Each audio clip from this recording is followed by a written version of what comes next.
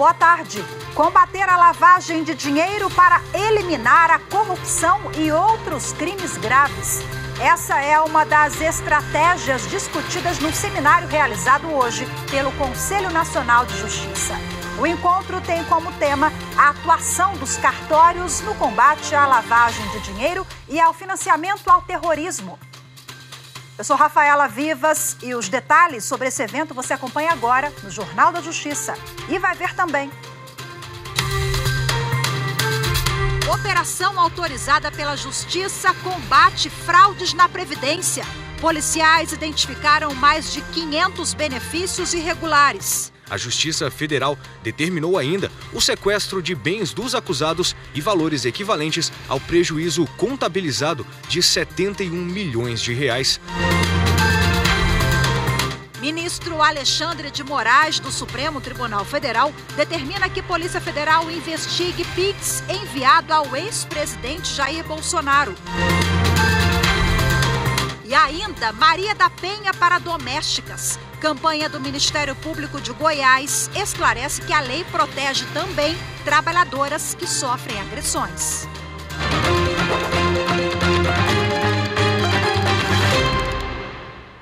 O ministro do Supremo Tribunal Federal, Alexandre de Moraes, negou o pedido para abrir investigação contra o presidente Luiz Inácio Lula da Silva sobre presentes oficiais que ele teria recebido. As informações com a repórter Carolina Chaves. O ministro Alexandre de Moraes negou o pedido do deputado federal Rodrigo Valadares, do União Brasil de Sergipe. O parlamentar alegou que Lula admitiu durante live transmitida em julho deste ano que teria recebido um relógio do ex-presidente francês Jacques Chirac em 2005 e não registrou na lista oficial de presentes recebidos por autoridades estrangeiras. O deputado justificou o pedido com base no princípio da isonomia, já que o ex-presidente Jair Bolsonaro está sendo investigado criminalmente por fato semelhante. Mas, ao negar o pedido e determinar o arquivamento, o ministro Alexandre de Moraes seguiu o parecer da Procuradoria-Geral da República e entendeu que não há indícios mínimos para abrir investigação. Pix enviado ao ex-presidente Jair Bolsonaro será investigado pela Polícia Federal. O ministro Alexandre de Moraes acolheu manifestação da Procuradoria-Geral da República e encaminhou petição para a PF. Os detalhes com Rocine Gomes. O ministro Alexandre de Moraes, do STF, atendeu um pedido da PGR e encaminhou à Polícia Federal uma petição apresentada por parlamentares para apurar possíveis ilícitos praticados pelo ex-presidente Jair Bolsonaro. A investigação está relacionada ao envio de dinheiro por apoiadores via Pix no primeiro semestre deste ano. O objetivo é analisar a eventual conexão de provas entre esses fatos e o inquérito que apura a existência de milícias digitais antidemocráticas e financiamentos. De acordo com a petição, as remessas via Pix de cerca de 17 milhões de reais foram usadas para ajudar Bolsonaro a pagar multas judiciais. Na manifestação, a Procuradoria-Geral da República entendeu que há elementos suficientes para justificar a necessidade de aprofundar a investigação. A Corregedoria-Geral da Justiça Eleitoral inaugura nesta terça-feira a Sala de Audiências Ministro Paulo de Tarso Sanseverino. O espaço vai funcionar no 7º andar do edifício sede do Tribunal Superior Eleitoral em Brasília. A sala vai oferecer estrutura adequada com sistema de videoconferência para a realização de audiências e depoimentos de testemunhas. Bom, o local será destinado a processos que competem à Corregedoria, como as ações de investigação judicial eleitoral envolvendo eleições presidenciais. O espaço presta homenagem ao ministro Paulo de Tarso Sanseverino, que atuou como ministro substituto no TSE de novembro de 2021 até o seu falecimento em 8 de abril deste ano. O evento tem início às 6 da tarde e é aberto à imprensa. Recusar comida por achá-la imprópria não é falta grave cometida por um preso. A repórter Jéssica Castro tem os detalhes dessa decisão tomada pela 5ª Turma do Superior Tribunal de Justiça. De acordo com o processo, agentes penitenciários de uma unidade prisional conferiram os alimentos e entenderam que eles estavam bons para o consumo, mas um grupo de detentos se recusou a receber a comida. Um dos presos ouvidos em sindicância afirmou que o objetivo era provocar a melhoria das condições de alimentação no presídio. No entanto, o diretor do local classificou a conduta como falta disciplinar de natureza grave. A punição ao detento foi determinada pelo juízo de execução penal e mantida pelo Tribunal Estadual, sob o entendimento de que a conduta representaria incitação ou participação em movimento para subverter a ordem ou a disciplina. No STJ, o relator do caso, ministro Ribeiro Dantas, apontou não haver a caracterização de uma falta grave apenas pela recusa do detento. Segundo ele, o ordenamento jurídico não obriga um preso a ingerir alimentos em circunstâncias que considera inadequadas. Ao afastar a falta grave, o ministro afirmou ainda que a rejeição à comida duvidosa está ligada à obrigação estatal de proporcionar alimentação adequada e suficiente no presídio e também diz respeito à obrigatoriedade de assistência material e à saúde do detento. A quinta turma acompanhou o relator. Para os ministros, a conduta foi pacífica e representa o exercício do direito à liberdade de expressão, à saúde e à alimentação. A seguir, você confere os detalhes de uma operação contra fraudes na Previdência Social. Os prejuízos aos cofres públicos podem passar de 70 milhões de reais. Voltamos já.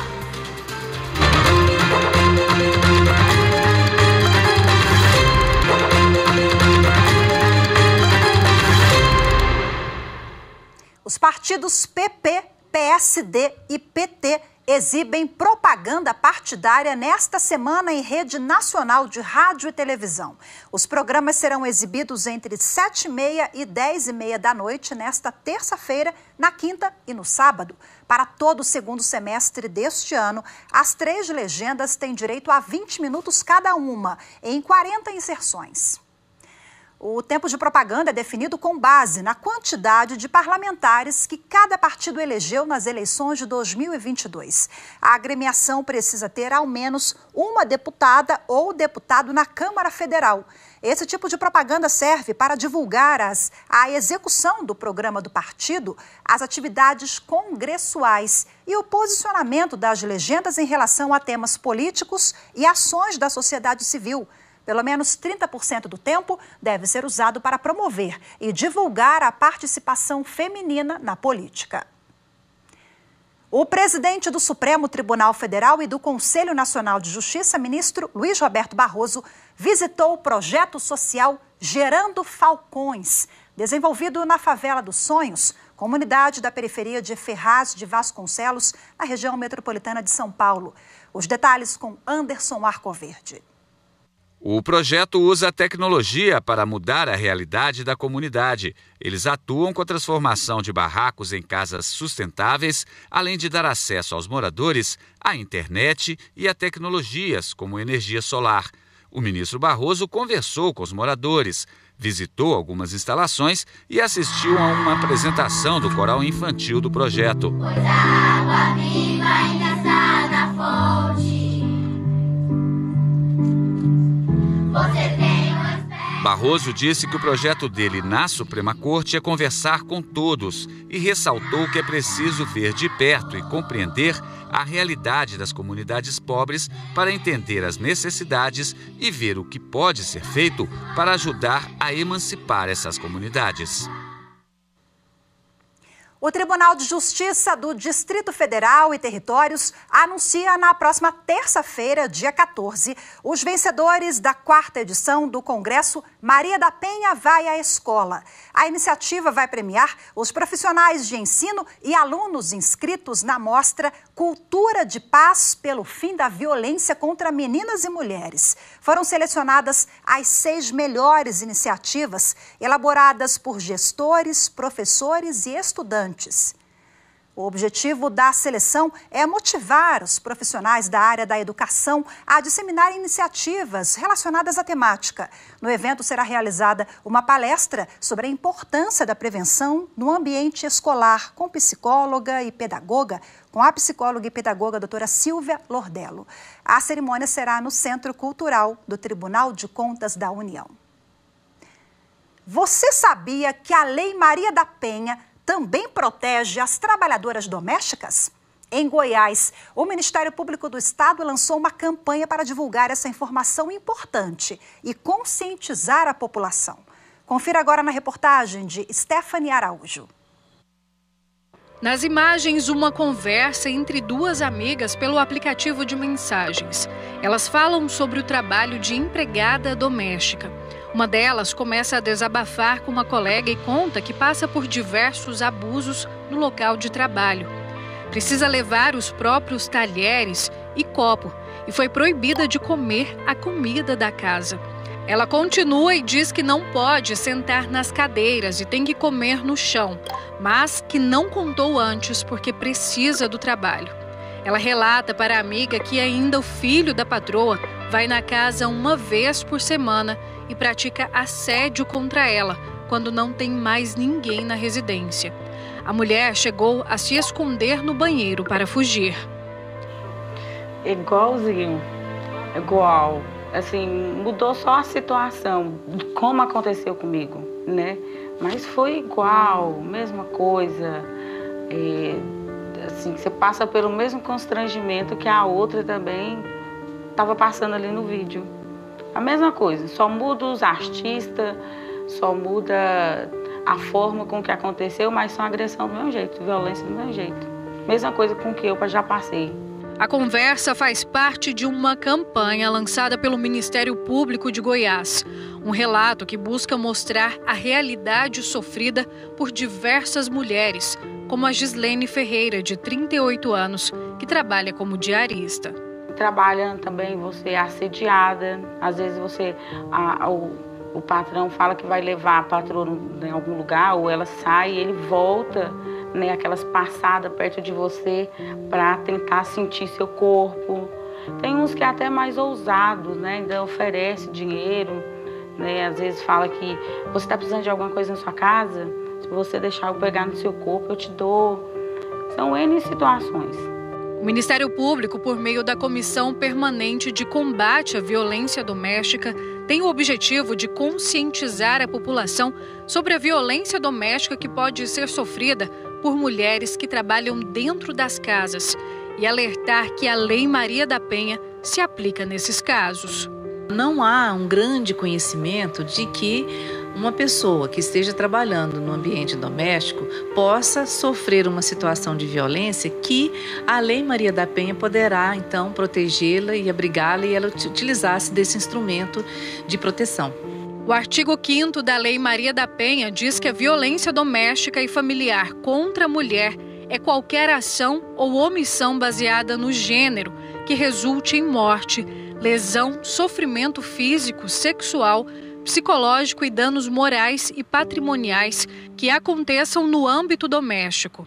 De acordo com a lei, o ambiente domiciliar é definido por um espaço permanente dividido por pessoas com vínculo ou sem vínculo, inclusive pelo espaço dividido de forma esporádica, como é o caso das empregadas domésticas. De acordo com a promotora, esse tipo de violência ainda é muito comum em todo o país e pode ser caracterizada desde pequenos detalhes do dia a dia a grandes agressões. A mais comum e que é de conhecimento de todos e todas é a violência contra a dignidade sexual dessa trabalhadora. Mas nós temos outros tipos de violências, como, por exemplo, restrição de uso de celular, de espaços no ambiente onde ela esteja trabalhando, uso de utensílios domésticos, exigência de que ela não utilize determinados lugares para no caso, tomar assento, se dirige a ela com palavras pejorativas, com nomes depreciativos e gerando, então, uma sensação de humilhação e, com isso, afetando até mesmo a sua saúde emocional, psicológica, a sua saúde física. O lançamento da campanha ocorre durante o 2º ciclo de diálogo sobre a Lei Maria da Penha e a intenção é lutar cada vez mais para garantir os direitos dessas trabalhadoras. É importante a gente continuar frisando este assunto, acordando nessa classe trabalhadora que é de grande importância para os nossos lares, para a nossa vida e que precisa ter uma valorização que infelizmente ainda não ocorre. Com autorização da Justiça, a Polícia Federal desarticulou uma quadrilha suspeita de causar um prejuízo milionário aos cofres do INSS. O grupo atuava nos estados do Piauí e do Maranhão e, de acordo com as investigações, os suspeitos teriam desviado mais de 70 milhões de reais. Mais de 120 agentes participaram da operação em cidades do Piauí e do Maranhão para desarticular uma quadrilha especializada em aplicar fraudes em benefícios pagos pelo INSS. Os acusados criavam idosos fictícios através de documentos falsos e solicitavam benefícios previdenciários e de natureza assistencial. Além disso, a organização criminosa reativava os pagamentos de pessoas falecidas. Segundo as apurações da PF, foram ao menos 505 benefícios fraudulentos identificados, com um prejuízo estimado em 71 milhões de reais aos cofres do INSS.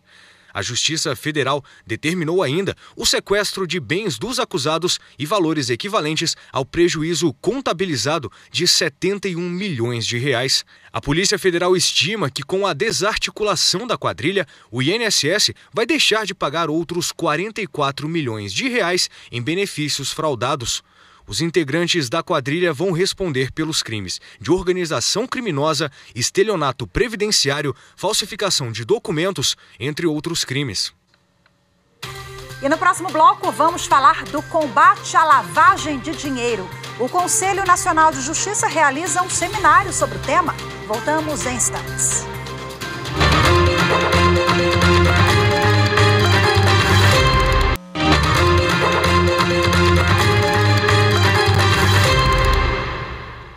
A Corregedoria Nacional de Justiça realiza hoje o seminário Atuação dos Cartórios no Combate à Lavagem de Dinheiro e ao Financiamento ao Terrorismo. O encontro reuniu autoridades que atuam na área. Quem acompanhou foi a repórter Carolina Chaves.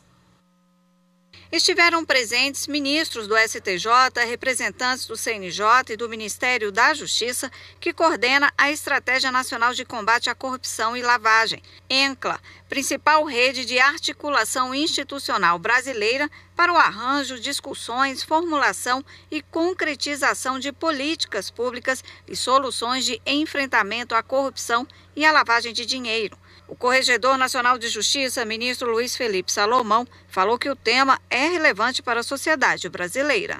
Nós desenvolvemos no CNJ, e em cooperação com os outros poderes, atividades que têm um foco no combate à corrupção, no combate à lavagem de dinheiro, no financiamento e terrorismo.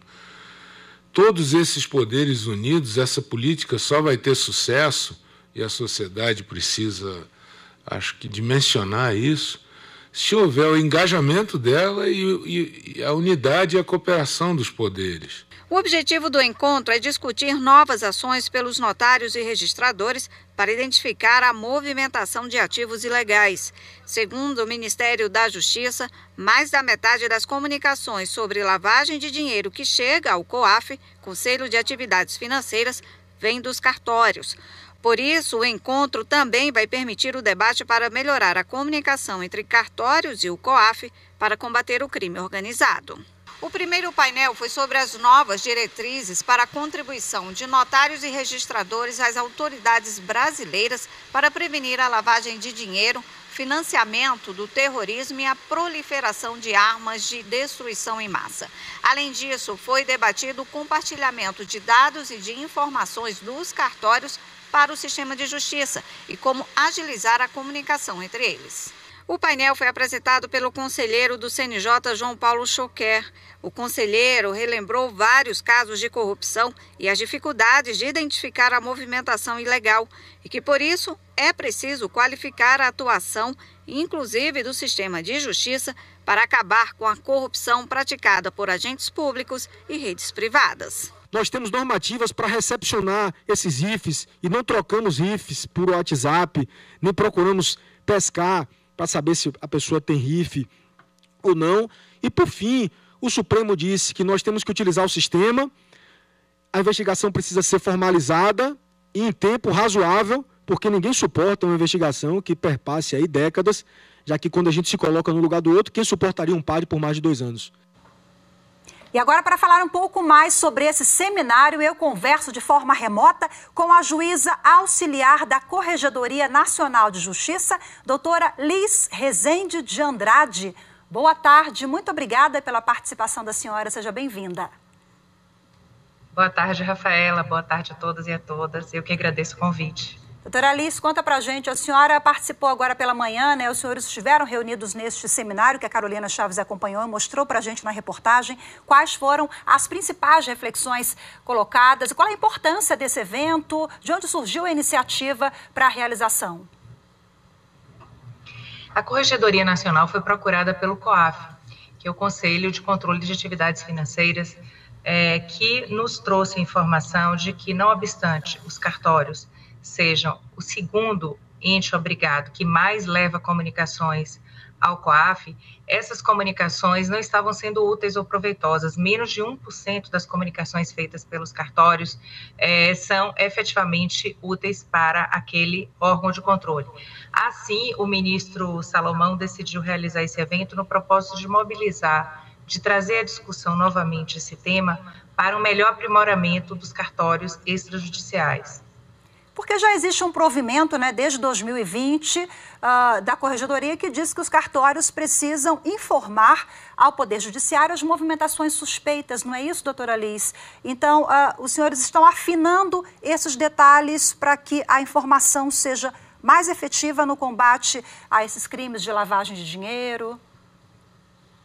A Corregedoria Nacional, em 2009, editou o provimento 88, que entrou em vigor em fevereiro de 2020, regulamentando como os cartórios, os notários e registradores devem fazer essas comunicações ao COAF. Eles foram incluídos a partir da estratégia 12 da ENCLA como entes obrigados a fazerem essas comunicações. E a Corregedoria Nacional disse como. No entanto, passados quase 4 anos da entrada em vigor deste provimento 88, hoje integrado ao Código Nacional de Normas, constatou-se a necessidade de aperfeiçoamento, tanto desse ato normativo, como das práticas que vêm sendo desenvolvidas nos cartórios extrajudiciais, no tocante a esse tema. Doutora, como é que funciona? Os senhores também debatem uma uniformização de protocolo de fiscalização nos cartórios, né, por parte do Poder Judiciário. Hoje, cada um tem um modelo e essa uniformização também seria mais uma ferramenta para ajudar no combate a esses crimes? Os cartórios, eles fazem essas comunicações ao COAF através de um sistema chamado SIS-COAF. Então, essas comunicações de operações atípicas ou suspeitas de lavagem de dinheiro já seguem um modelo, um padrão. No entanto, o que se constata é uma necessidade no país como um todo de uma fiscalização mais próxima das corregedorias, dos cartórios, para verificar como está o sistema de compliance, como estão sendo feitas as comunicações, se algum cartório eventualmente tem deixado de fazer comunicações atípicas ou anômalas, né, indicativas de que aquele recurso, aquele negócio jurídico tem por trás ali uma lavagem de dinheiro, uma ação de financiamento ao terrorismo, e daí a corregedoria agir especificamente. Então, tanto precisamos que as corregedorias façam uma fiscalização mais voltada para isso, e nesse propósito a Corregedoria Nacional pretende uniformizar esse modelo de fiscalização, juntamente com alterações ao antigo provimento 88, como também é preciso que conversemos mais com os delegatários dos serviços extrajudiciais para estreitar essa comunicação com o COAF, que ela se dê de uma forma mais eficiente, porque não obstante ela ocorra em quantidade, a qualidade tem deixado a desejar.